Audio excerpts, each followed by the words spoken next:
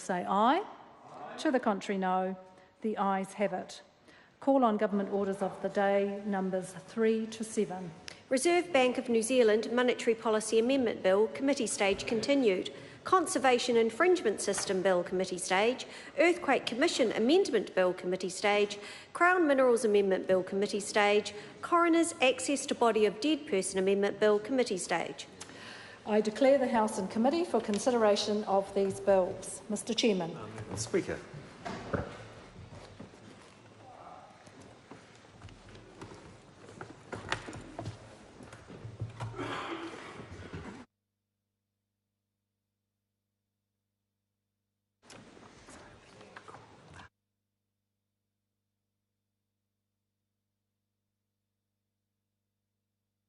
Members, the House is in committee for further consideration of the Reserve Bank of New Zealand Monetary Policy Amendment Bill and for consideration of the Conservation Infringement System Bill, the Earthquake Commission Amendment Bill and the Crown Minerals Amendment Bill. Members, we come to the Reserve Bank of New Zealand Monetary Policy Amendment Bill. When we were last considering this bill, the question was that Part 1 stand part. Andrew Bailey had the call and he has 3 minutes and 26 seconds remaining should he wish. And just to let the member know, the clock is counting upwards. Thank you, Mr Chair. Well, Mr Chair, I was just starting out and now I note we've got the Minister of Finance in the chair, which is very good. And the point I was making last time is that the Reserve Bank of New Zealand and its framework is world-renowned. World-renowned for being independent, for being robust, and actually, over time, has proved to be very, very successful. And I think the reason why international commentators look at New Zealand and go, that is a great model to follow, is that they know that the Reserve Bank has a very clear mandate, and I'll talk about that in a second, that it's highly professional and it lacks any politicisation of the way it operates. And that is the greatest travesty of this bill, in my view, Mr Chair. At the moment, the Reserve Bank's mandate, primary mandate, because it has some other roles, is essentially around how it conducts monetary policy. And of course, it has an objective to achieve price stability and the general level of prices over the medium term. And of course, we know we've got this target 1 to 3%.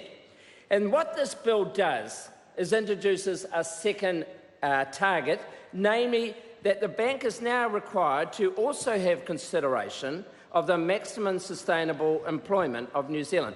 And of course, that now cuts the core of what the clarity around the bank's objective. And the first question is, why do we need this change? And I said before, actually there is no one calling for this change.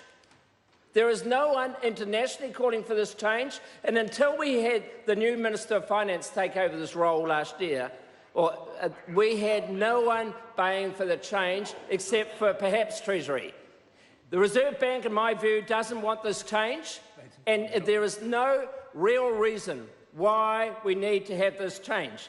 And the thing about this that I find most upsetting is, whilst it sounds good, already the Reserve Bank has regard to sustainable employment when it is considering OCR changes.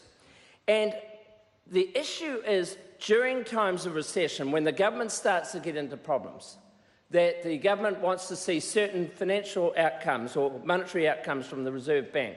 It can influence, I'm not saying it will, but I'm saying there is now a process for it to influence either through the remit position or the charter system. And that is through the Minister of Finance actually specifying to the Reserve Bank Governor or the Reserve Bank what are the arrangements and what are the objectives for the Reserve Bank.